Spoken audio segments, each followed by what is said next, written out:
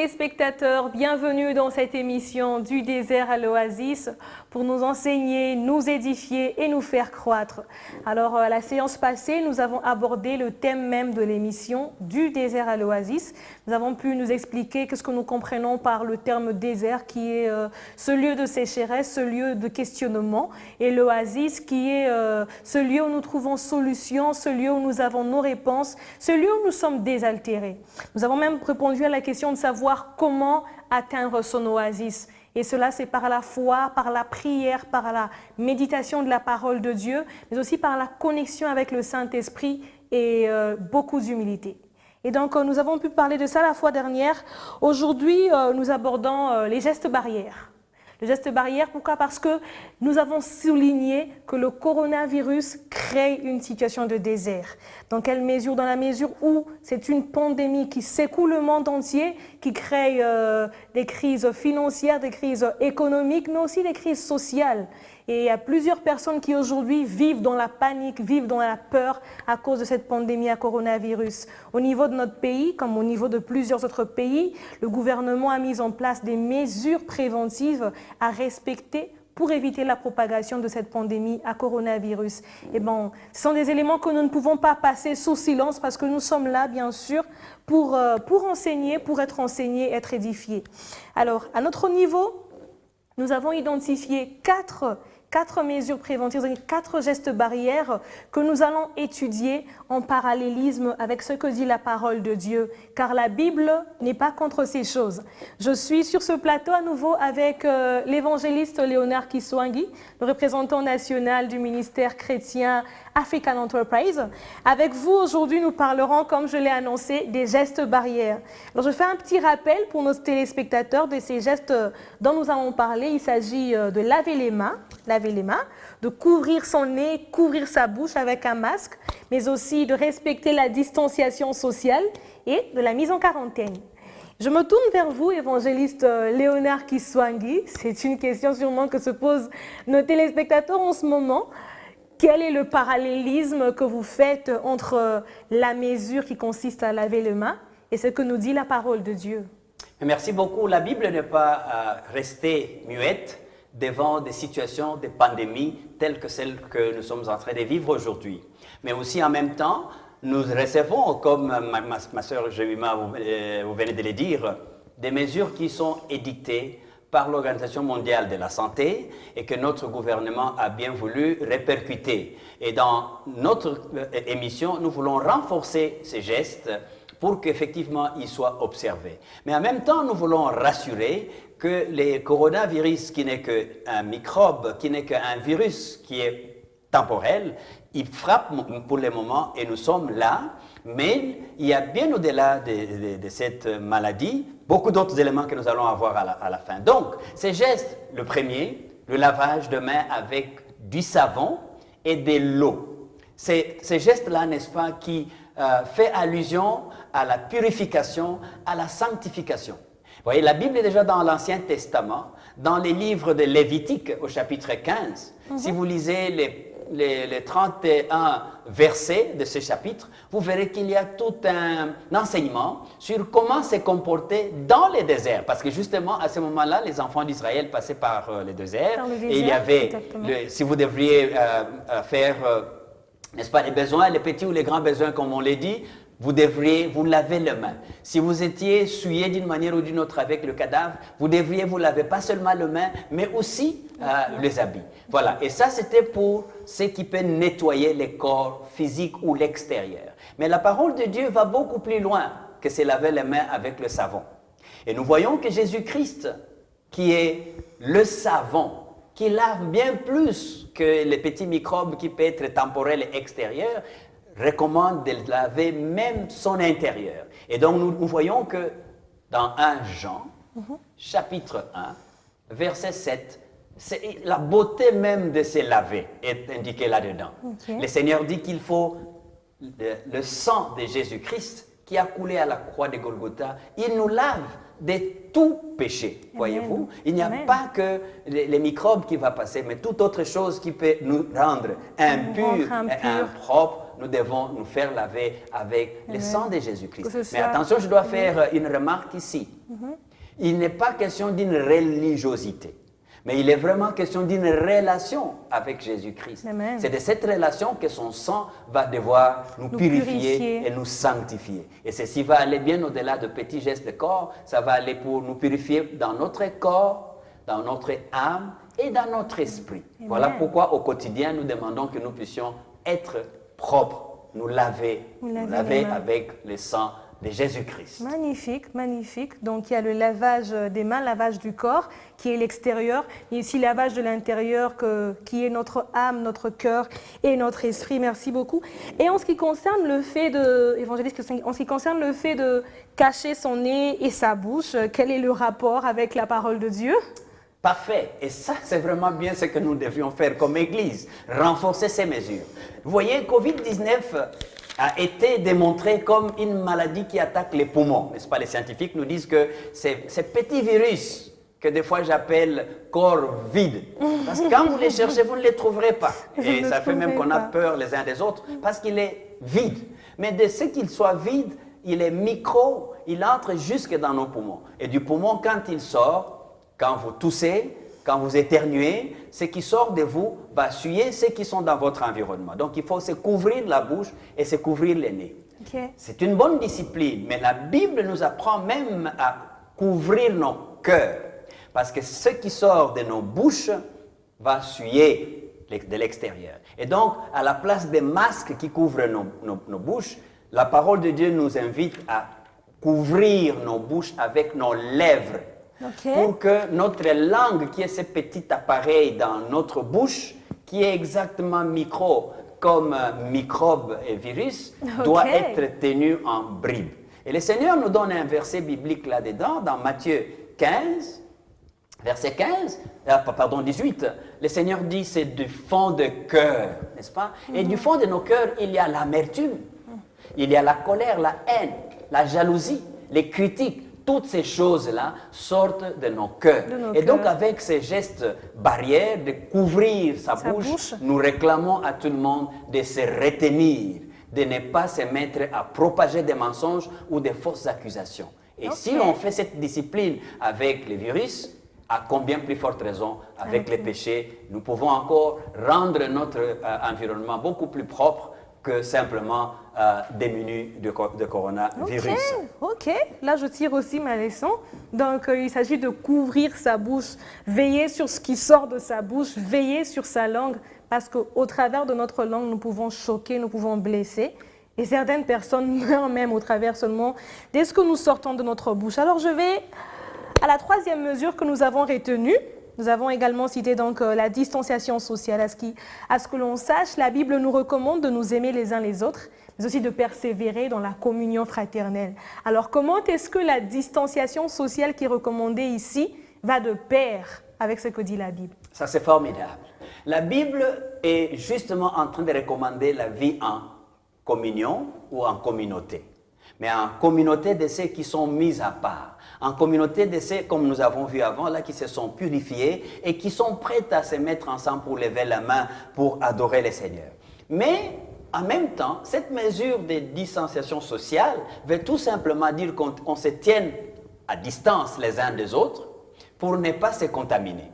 Mais c'est une bonne discipline qui nous apprend aussi, nous qui sommes dans le Seigneur, que nous devons apprendre à nous éloigner, à nous écarter des mauvaises compagnies. Qu'est-ce que c'est une mauvaise compagnie? Tu vois, quelqu'un qui est affecté ou infecté par le coronavirus, il devient impropre à la communauté. Voyez-vous? Et donc, de la même manière que vous avez des gens qui sont de mauvaise vie, dans 1 Corinthiens 15, au verset 33, la parole de Dieu dit, ne vous trompez pas. Les mauvaises compagnies. Les mauvaises compagnies corrompent de bonnes mœurs. Et donc, il faut savoir tenir des distances quand tu trouves que tu es dans un groupe de gens qui ne font que dire les mensonges, qui ne font que des fausses accusations et qui sont là pour diviser les gens, briser les relations. Nous recommandons qu'il soit observé la distanciation sociale. Et même dans Psaume 1, il est même dit, heureux l'homme qui ne s'assied pas dans la compagnie des moqueurs. Le fait même de s'isoler, le fait même de s'écarter. Vous voyez, ici, on fuit les microbes, mais il faut fuir les microbes qui tuent l'âme et le corps à la fois. Et ces microbes-là, c'est les péchés. les mensonges, la haine, la jalousie, ces venin la tuent bien plus. Quand tu réalises qu'au milieu de vous, il y a quelqu'un avec ce genre d'attitudes et de comportements, isolez-vous de cette personne, éloignez-vous de cette amitié. Amen.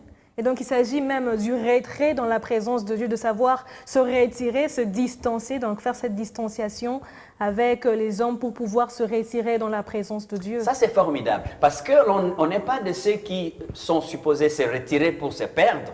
Nous nous retirons d'une compagnie qui détruit pour nous associer à la compagnie qui instruit et qui encourage. Voilà pourquoi même, tu m'as aidé à même évoquer un verset me vient à l'esprit. C'est le verset de Jérémie 29 au verset 3. Jérémie 29, le verset 13.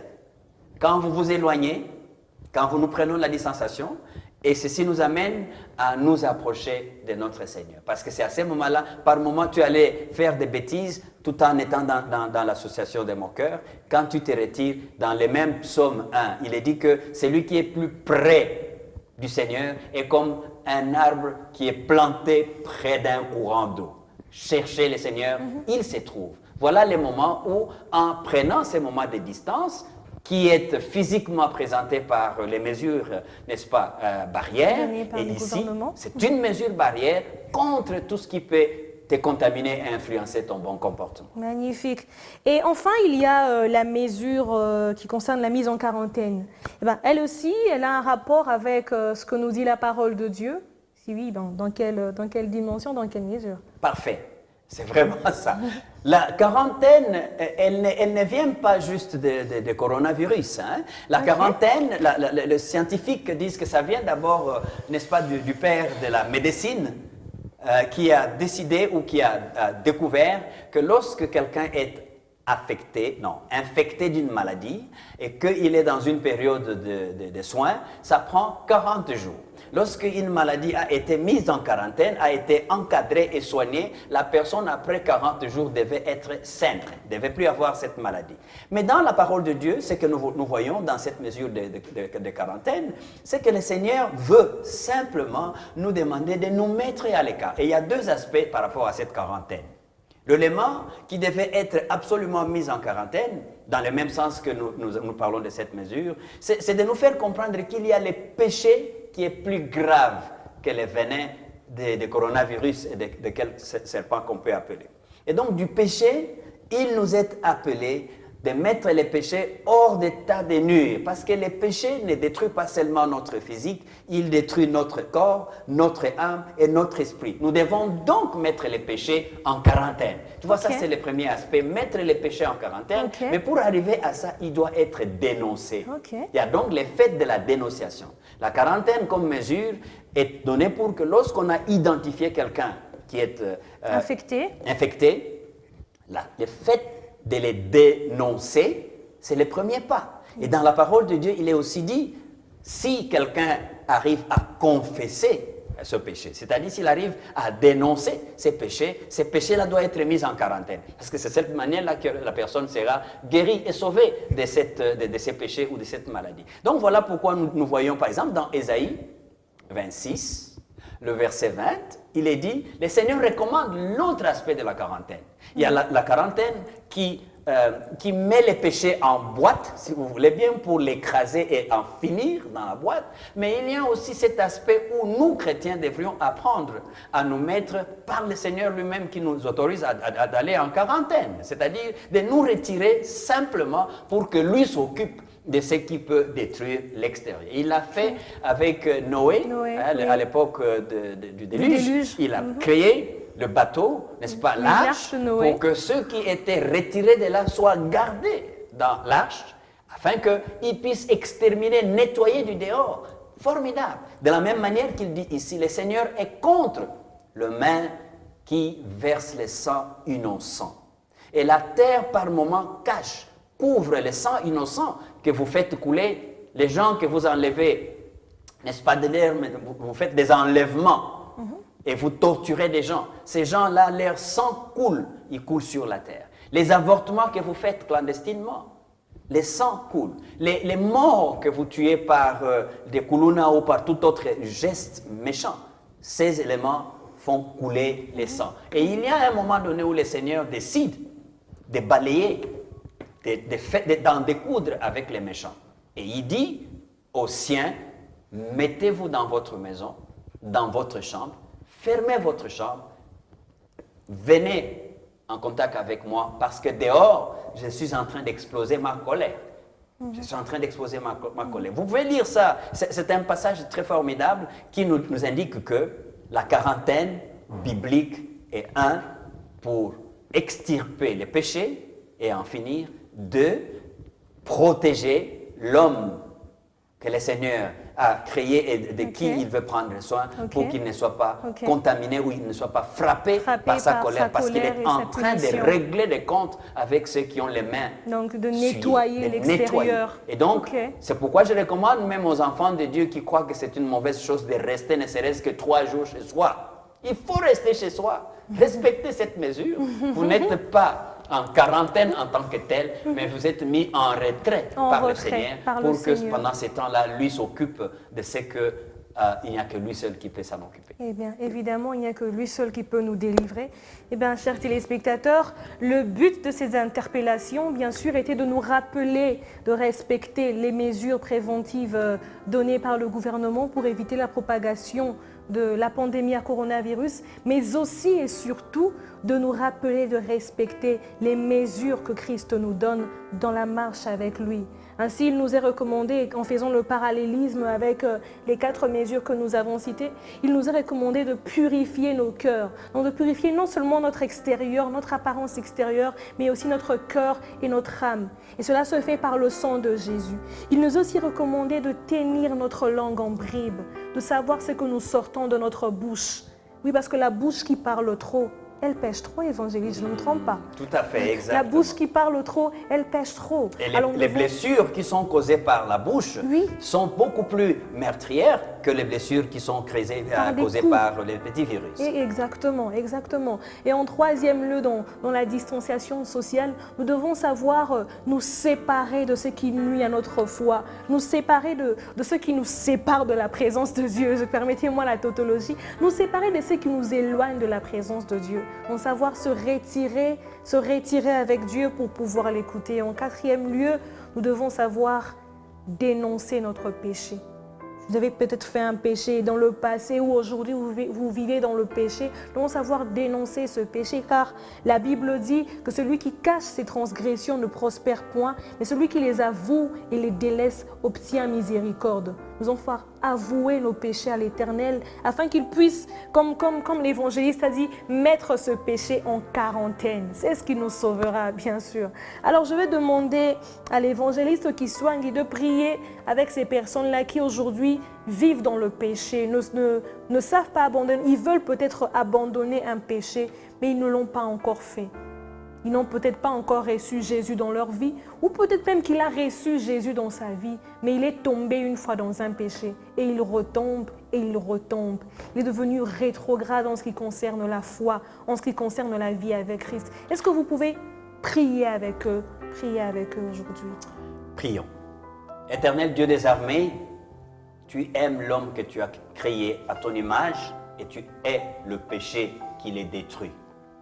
Nous prions, Seigneur notre Dieu, que ces temps où tu fais un arrêt, peu importe qui a initié ou commencé cette affaire de virus, mais je suis très rassuré que tu es en train de t'occuper de l'homme que tu as créé pour qu'il sorte de ces temps de virus, coronavirus, comme un homme nouveau. Aide mon frère et ma sœur qui se répand ce soir ou ce matin, selon le point où ils nous suivent, du péché dont il s'est rendu coupable. Reçois-nous favorablement devant ta face, pardonne notre péché et guéris notre nation. Guéris mon frère et guéris ma sœur. Guéris-nous de nos péchés. Ne nous laisse pas continuer avec la vie d'avant ces moments où tu nous as interpellés. Que nous puissions agir conformément à ta volonté.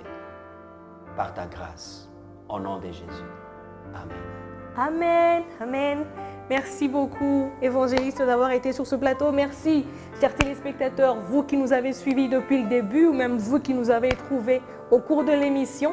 Merci pour votre attention. Que Dieu vous bénisse. Si vous avez des questions ou vous cherchez encore d'amples explications, vous pouvez écrire ou appeler sur le numéro qui est affiché sur le bas de l'écran. Même sur WhatsApp, nous sommes aussi disponibles pour répondre à vos questions. Que Dieu vous bénisse et bonne suite de programme sur Beyond Télévision.